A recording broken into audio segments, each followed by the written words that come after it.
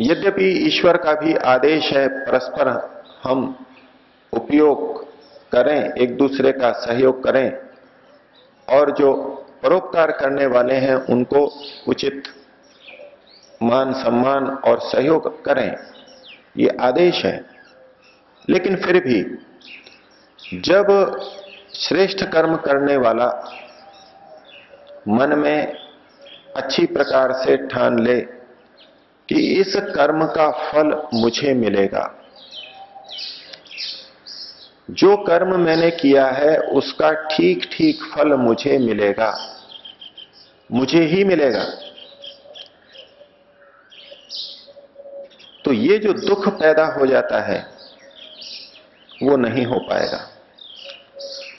दूसरे से अपेक्षा रखने पर जब अपेक्षा पूर्ण नहीं होती तो दुख आता है, और दुख आता है तो फिर हम उसकी निंदा भी करते हैं।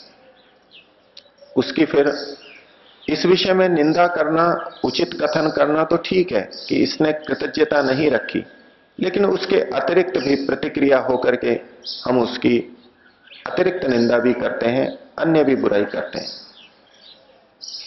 यदि व्यक्ति कर्म करते समय अपने को कर्मफल का भोगता ठीक प्रकार से मान ले कि ये जो मैंने कर्म किया है इसका फल मुझे मिलेगा और अवश्य मिलेगा, ईश्वर भूत और भव्य कर्मों का पूरा स्वामी है, वो उचित फल दे ही देगा, तो फिर ये दुख और ये निंदा का भाव मन में नहीं आएगा। हमारे को दुख इस बात का होता है कि मैंने तो अच्छा किया इसके प्रति, लेकिन उसने मेरे साथ अच्छा नहीं किया, क्योंकि हम अपने उस पुण्य कर्म के परिणाम में फल की अपेक्षा सामने वाले से भी रखते हैं। यदि सामने वाला हमारा बदले में कुछ उपकार करता है तो अच्छी बात है, और यदि वो नहीं भी करता तो हमारा पुण्य कर्म, उस पुण्य कर्म का फल किंचित भी क्षीण नहीं होता। परमात्मा की व्यवस्था से वो फल जब उचित समय होगा हमको प्राप्त हो जाएगा। हमारे को ये विश्वास पूरी तरह से नहीं हो पाता। हमें यह लगता है कि सामने वाले ने, जिसका हमने उपकार किया, अगर उसने प्रत्युत्तर में कुछ हमारा सहयोग नहीं किया तो जैसे हमारी कुछ हानि हो गई। हम उस हानि के कारण से दुखी होते हैं और फिर निंदा के भाव में जाते हैं, हम समता के भाव को नहीं रख पाते। लेकिन साधना के लिए इस प्रकार का समता भाव अत्यंत आवश्यक है, और यह समता का भाव तब आएगा जब हम परमात्मा को भूत और भव्य कर्मों का स्वामी अंतर्मन से स्वीकार कर लें। जब हमको ये पूरा निश्चय हो कि सामने वाले ने यदि प्रत्युपकार नहीं भी किया तो उसका पूरा चुकतारा, मेरे पुण्य कर्म का पूरा फल परमात्मा से मिलेगा ही, और यदि सामने वाले ने कुछ उपकार प्रत्युत्तर में किया है तो उतना घट करके बाकी बचा हुआ परमात्मा की तरफ से मिल जाएगा। समाज के द्वारा हमारे कर्म फल को देने में जो न्यूनता रहती है वो परमात्मा के द्वारा पूरी हो जाती है। लेकिन परमात्मा समाज के द्वारा दी गए प्रत्युपकार को देखते हुए अपना फल देता है। ऐसा नहीं है कि परमात्मा को जो पुण्य कर्म का फल देना था वो तो है ही, वो तो उतना का उतना देगा ही, और सामने वाला जो हमारे को दे दे वो अतिरिक्त होगा। अगर हम सामने वाले के प्रत्युपकार को अतिरिक्त मानेंगे और तब उसके न मिलने पे अपनी हानि समझेंगे, वास्तविकता यह है कि हमारे पुण्य कर्म का फल जितना है उतना ही मिलेगा। यदि समाज के द्वारा उसका फल ठीक ठीक मिल जाता है तो फिर ईश्वर की तरफ से नहीं मिलेगा, क्योंकि कुछ बचा नहीं है। लेकिन समाज के द्वारा यदि उसका फल कम दिया जाता है तो बचे हुए को परमात्मा देगा। और यदि समाज के द्वारा अधिक दे दिया जाता है तो उसका न्याय भी ईश्वर करेगा।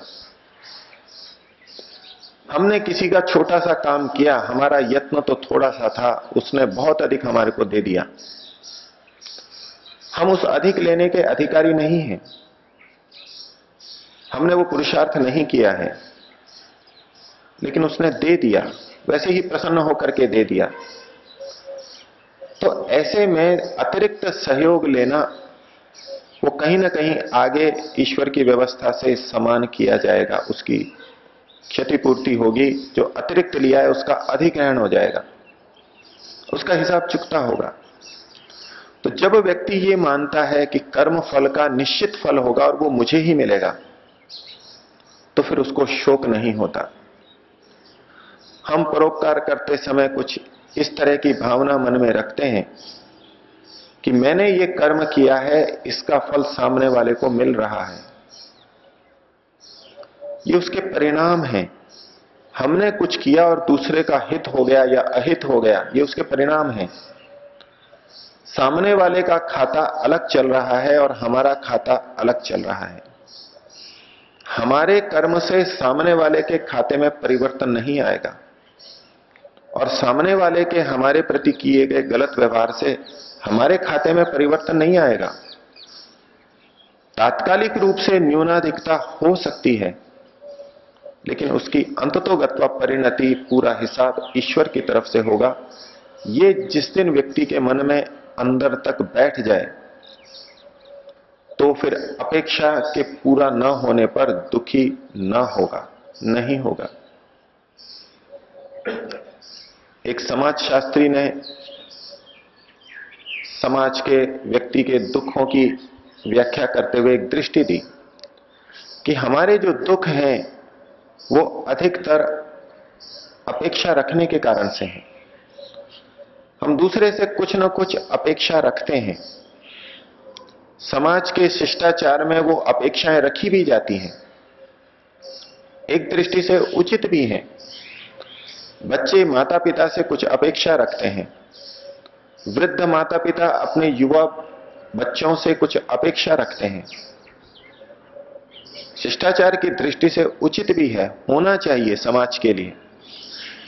लेकिन जब ये अपेक्षा पूरी नहीं होती तो दुख और क्लेश पैदा होते हैं। जहां साधनों की कमी नहीं है, वहां भी जहां दुख होते हैं, उसमें एक बड़ा कारण इस अपेक्षा का ही है। और जहां निर्धनता है, साधन कम है, वहां पर भी दुखों का एक बड़ा कारण इस अपेक्षा का रखना है। कुछ दूसरा सहयोग ना भी करे तो हम वाणी की अपेक्षा तो रख ही लेते हैं कि सामने वाला कम से कम ऐसा तो बोले मेरे से, कम से कम ऐसा तो करे, कम से कम ऐसा तो ना करे। और जब जब ये अपेक्षा पूरी नहीं होती तो हमारी इच्छा का विघात होता है। हमारी इच्छा है कि सामने वाला हमारे साथ ऐसा व्यवहार करे और ऐसा ना करे, और उस इच्छा का विघात होता है तो मन में दुख आता है, मन की समता टूटती है और साधना तिरोहित हो जाती है, मन विचलित हो जाता है।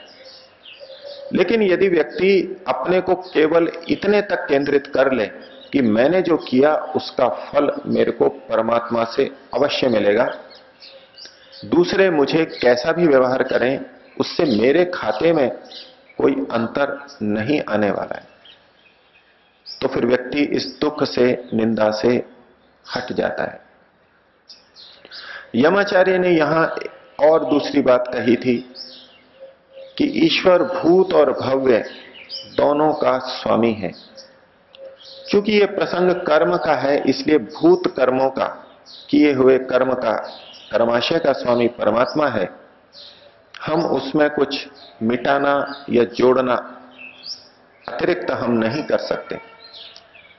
जिस प्रकार से बैंक के खाते में जो हमने जमा कराया और वहां जो रजिस्टर में लिखा हुआ है या कंप्यूटर में लिखा हुआ है, उसमें परिवर्तन करने के हम अधिकारी नहीं हैं, वो बैंक कर्मचारी का अधिकार है। लेकिन हम उसमें से निकाल करके या उसमें कुछ जमा करके यूं परिवर्तन कर सकते हैं, लेकिन वहां स्वयं हम मिटा नहीं सकते। इसी प्रकार कर्माशय में वो परमात्मा का अधिकार है, और हम जो चीज लिखी जा चुकी है उसको ऐसे बदल नहीं सकते। और भविष्य में जो हमको फल मिलेगा वो भी परमात्मा की व्यवस्था से मिलेगा। स्वामी दयानंद जी ने सत्यार्थ प्रकाश में एक बात लिखी कि जीवात्मा कर्म फल भोगने में कुछ स्वतंत्र भी है। कर्म के संदर्भ में एक सिद्धांत हम सबके मन में है कि मनुष्य कर्म करने में तो स्वतंत्र है, लेकिन फल भोगने में परतंत्र है। कर्म करने में स्वतंत्र है, फल भोगने में परतंत्र है। यहां भी भव्य के लिए कहा गया कि वो परमात्मा उसका स्वामी है, ईशानम भूत भव्यस्य। और भविष्य का भी स्वामी परमात्मा है, हमको केवल वर्तमान कर्म करना है। लेकिन महर्षि दयानंद इसमें थोड़ा सा संशोधन करते हुए लिखते हैं कि मनुष्य कर्म के फल भोगने में कुछ स्वतंत्र भी है, अर्थात परतंत्र भी है लेकिन कुछ स्वतंत्र भी है। ये स्वतंत्रता का भाव क्या है वो हमको समझना चाहिए। परमात्मा जो हमको कर्म फल देता है वो जाति, आयु और भोग के रूप में देता है। हमको मनुष्य जाति दी, हमको पशु जाति दी, हमको पक्षी जाति दी, ये जाति प्रदान की, और उस जाति के अनुरूप कर्मफल के अनुरूप हमको आयु भी दी।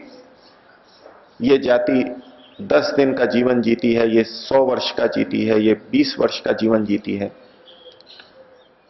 जाति, आयु और साथ में भोग, उस शरीर, उस जाति से अनुकूल जो भोग है, खाद्य सामग्री है, अन्य चीजें हैं, वो भी प्रदान की।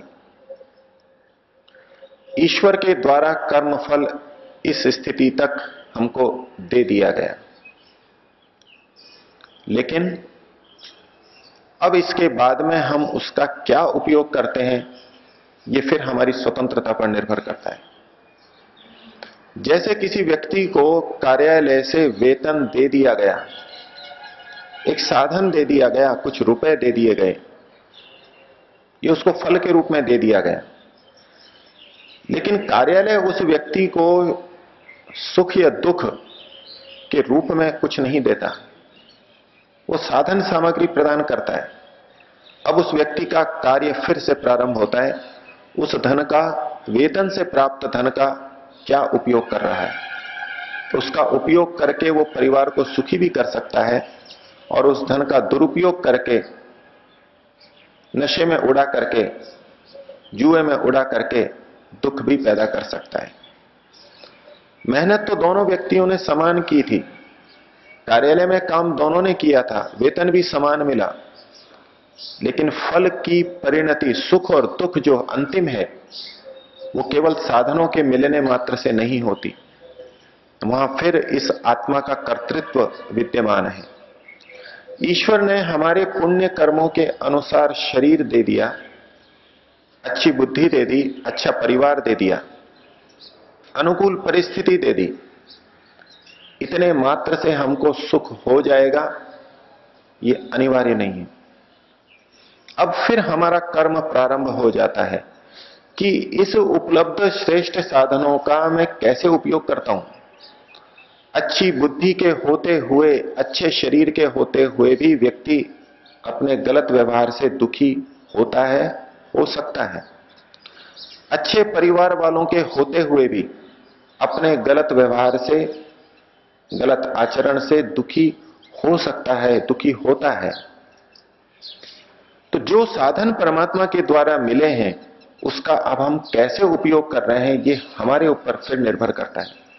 तो इस दृष्टि से हम कर्म फल के भोगने में कुछ स्वतंत्र भी हैं, और पिछले कर्मों को भोगते हुए हम नए अच्छे कर्म या बुरे कर्म फिर से पैदा कर सकते हैं, करते हैं। तो जब हमारे को ये बोध हो जाएगा कि मैंने अच्छे कर्म किए, लेकिन कर्म का फल परमात्मा के द्वारा दिया भी गया है, फिर उससे सुख और दुख का लेना ये फिर मेरे ऊपर निर्भर है। कोई व्यक्ति ये निंदा करने लगे कि हम दोनों एक ही कार्यालय में कार्य करते हैं, लेकिन इसका परिवार सुखी है और मेरा परिवार दुखी है, इसके परिवार में संपन्नता है, मेरे परिवार में दरिद्रता है, धन और कहीं से नहीं आ रहा है, उतना ही धन है, और इसको देख करके वो कार्यालय को दोषारोपण करे कि इन्होंने ठीक फल नहीं दिया, इन्होंने गलत फल दिया, कार्यालय की निंदा होगी। कार्यालय ने तो समान रूप से दोनों को वेतन दिया था। इसी प्रकार से परमात्मा ने हमारे भी शुभ कर्मों के अनुसार हमको ठीक स्थितियां प्रदान कर दी हैं। अब फिर भी हम दुखी होते हैं तो इसको परमात्मा की निंदा नहीं करनी, परमात्मा को दोष नहीं देना, इसमें हम समझें कि हम ही ने कुछ गलत किया है। परमात्मा की तरफ से ठीक ठीक फल हमको मिला, क्योंकि वो भूत और भव्य इसका पूरा स्वामी है। जितना वो देना चाहता है उतना अवश्य देता है, और जो वो नहीं देना चाहता उसको हम ले नहीं सकते। इतना पूरा नियंत्रण और स्वामित्व उस परमात्मा का है। और यदि हम अपने जीवन में शुभ कर्मों को करते हुए भी दुख देख रहे हैं और दूसरों को बुरे कर्म करते हुए भी सुखी देख रहे हैं, तो हम निंदा के भाव में न चले जाएं। ईश्वर की व्यवस्था ठीक नहीं है, ईश्वर के यहां भी न्याय नहीं हो रहा, ये हमारी दृष्टि का भेद है अथवा हमारे व्यवहार में दोष है। नहीं तो परमात्मा के द्वारा तो शुभ कर्मों का अच्छा ही फल मिलता है और बुरे कर्मों का बुरा ही फल मिलता है। परमात्मा के इस स्वामित्व को हम भली प्रकार मन में समझ सकें और परमात्मा की जाने वाली निंदा से बचें और तत्परता से उसी को श्रेय मान करके उसी की ओर लगें। इस भावना के साथ में ओम का उच्चारण। ओ